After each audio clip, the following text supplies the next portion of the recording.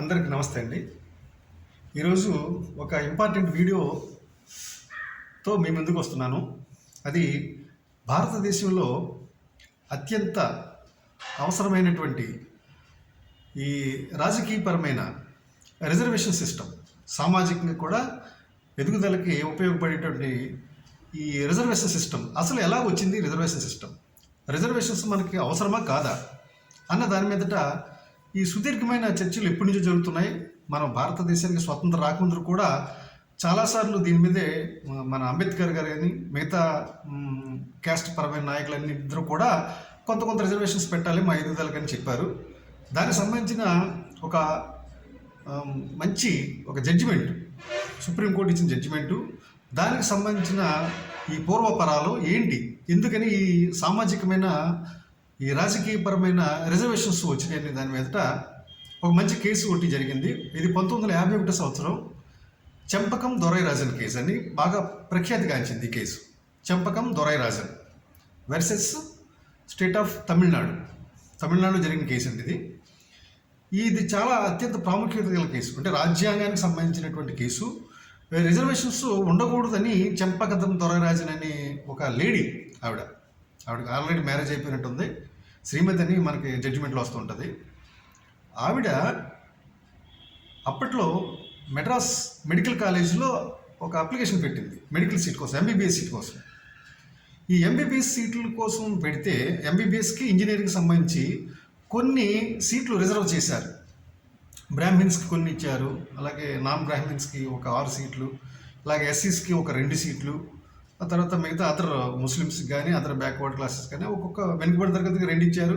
మిగతా వాళ్ళకి ఒక్కొక్క సీట్ చెప్పిన, ఆంగ్లో ఇండియన్స్ 1 అండ్ మన ముస్లిమ్స్కి 1 చొప్పున ఇట్లాగా ఇచ్చుకుంటూ వెళ్ళారు వాళ్ళ రిజర్వేషన్స్ మెడికల్ సీట్లో. అట్లాగే ఇంజనీరింగ్ సీట్లో కూడా కొన్ని రిజర్వేషన్స్ ఉన్నాయి. ఈవిడ చెంపకం దొరైరాజన్ అనే ఆవిడ బ్రాహ్మణ్ కమ్యూనిటీకి సంబంధించిన లేడీ. ఈవిడికి ఆ బ్రాహ్మణ్ కోటాలో సీట్ రాలేదు, ఎంబీబీఎస్ సీట్ రాలేదు. అయితే మార్క్స్ బాగానే ఉన్నాయి, కానీ ఆ బ్రాహ్మిన్స్లో ఆ సర్టెన్ ఆ కమ్యూనిటీలో మార్కులో ఈవిడికంటే ఎక్కువ వచ్చిన మార్కులకి ఇచ్చేసరి సీట్లు ఈవిడికి లేదు. కానీ నాన్ బ్రాహ్మణ్ కోటాలో వచ్చేటప్పటికి ఈవిడ మార్కులకి సీట్ వస్తుంది. కానీ వాళ్ళు ఏం చేశారంటే నాన్ బ్రాహ్మణ్ కోటాలో ఈవిడికి ఇవ్వలేదు. అది నాన్ బ్రాహ్మణ్ కోట, అది ఆ కోటని వాళ్ళ చేత మాత్రమే మేము ఫిల్ చేస్తాము, మీకు సీట్ ఇవ్వమని చెప్పేసి ఈవిడిని తిరస్కరించారు, రిజెక్ట్ చేశారు ఈవిడ సీటు. అప్పుడు ఈవిడ ఏం చేసిందంటే ఎందుకు రిజెక్ట్ చేశారంటే రిజర్వేషన్స్ ఉన్నాయి, ఆ పర్టికులర్ ఆ కమ్యూనిటీకి రిజర్వేషన్ చేశాం మేము నాన్ బ్రాహ్మిన్స్కి, కనుక మీకు సీట్ ఇవ్వలేమని చెప్పారు వాళ్ళు. ఈవిడ ఏం చేసిందంటే రిజర్వేషన్స్ ఎందుకు ఉండాలి, మేము కష్టపడి ఎంతో మంచి మార్కులు తెచ్చుకున్నాము, మాకు అందరిలాగే మమ్మల్ని ట్రీట్ చేస్తే మాకు కూడా సీట్ వస్తుంది కదా, రిజర్వేషన్స్ ఎందుకు పెట్టారని చెప్పేసి ఈవిడ మెడ్రాస్ హైకోర్టులో కేసు ఫైల్ చేసింది. ఏమని ఫైల్ చేసింది, ఇదే చాలా ఇంపార్టెంట్ అనమాట. అంటే మన రాజ్యాంగంలో ఉన్నటువంటి ఆర్టికల్ 15 అండ్ ఆర్టికల్ 29 క్లాస్ 2 ప్రకారం ఫైల్ చేసింది కేసు. అవి క్లియర్గా చెప్పినాయి అంటే ఆర్టికల్ 15 అనే దానికి, ఆర్టికల్ 15లో ఈ రాజ్యాంగంలో భారతదేశంలో ఉన్న పౌరులందరూ కూడా సమానమైన హక్కులు కలిగి ఉంటారు. అంటే లింగ వివక్షత కానీ మిగతా కులపరమైన వివక్షత కానీ ఉండకూడదు అన్నది ఆర్టికల్ 15 క్లాస్ 1లో చెప్తారు.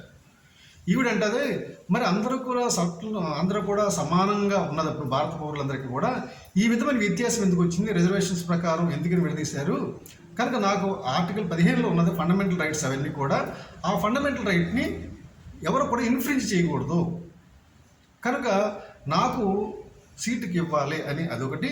ప్లస్ ఇంకోటి ఏంటంటే ఆర్టికల్ 29(2) క్లాస్ 2లో ఏమంటారంటే ప్రభుత్వం రన్ చేస్తున్నటువంటి విద్యాలయాల్లో ప్రవేశాలు ఎలా ఉండాలంటే ఈ విధంగా ఉండాలి. ఎలాగంటే వివక్షత మాత్రం చూపించకూడదు, అంటే లింగ వివక్షత కానీ కుల వివక్షత కానీ ఏది చూపించకూడదు, దాని ప్రకారం ఏవి కూడా మెయింటైన్ చేయకూడదు, కనుక అందరూ సమానంగా ఉండాలని ఆర్టికల్ 29 క్లాస్ 2లో చెప్తారు.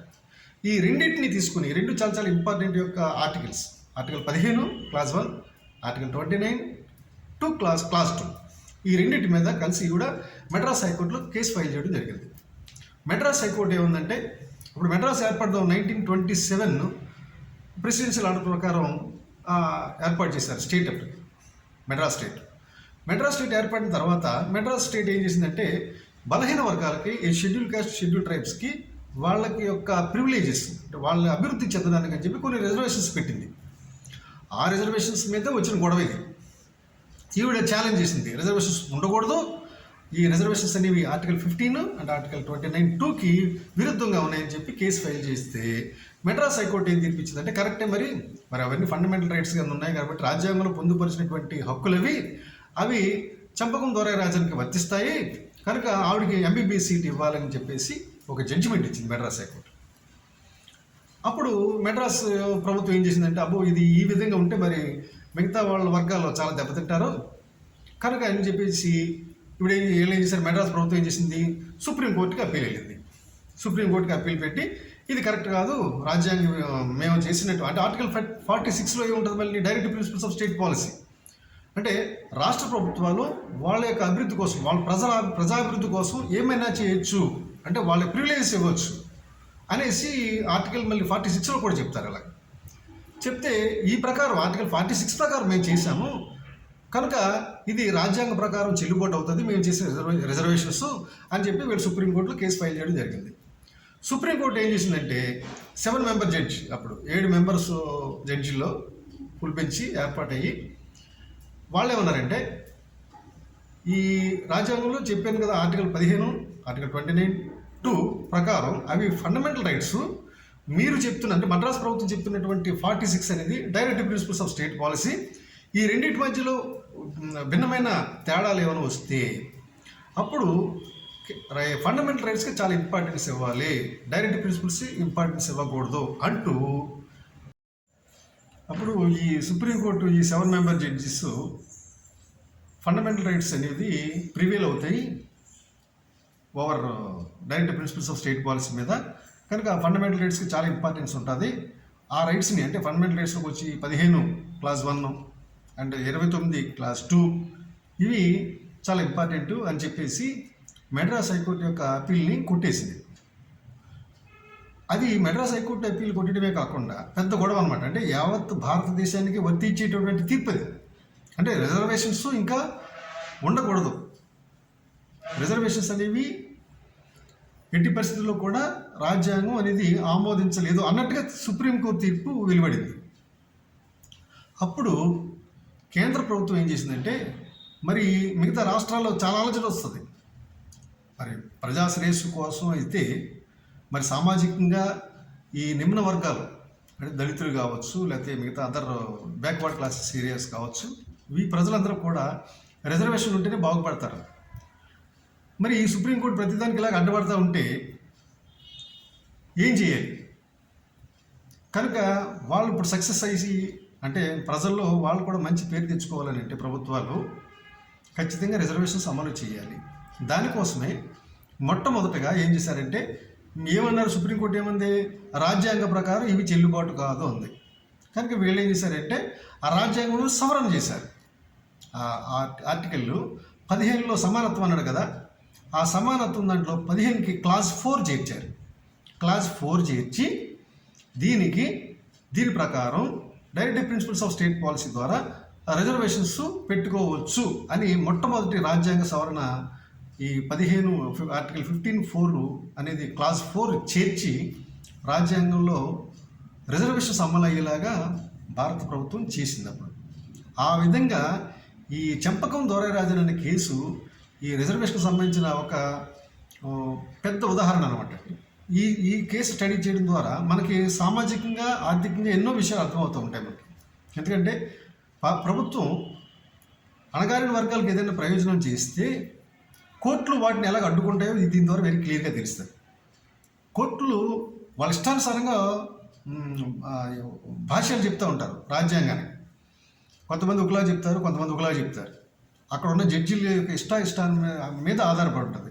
అందుకు అటువంటి తీర్పులు ఏమైనా సరే ప్రజలకు వ్యతిరేకంగా ఉంటే, ప్రజాభివృద్ధికి వ్యతిరేకంగా ఉంటే వాటిని సవరణలు చేసి ఈ సోషల్లీ, ఎకనామికల్లీ, పొలిటికల్లీ వీకర్ సెక్షన్స్ని డెవలప్ చేయడానికి భారత ప్రభుత్వం ఈ విధమైన రాజ్యాంగ సవరణ చేస్తుంది. అటువంటి సవరణ మొట్టమొదటి రాజ్యాంగ సవరణ 1951లో జరిగింది.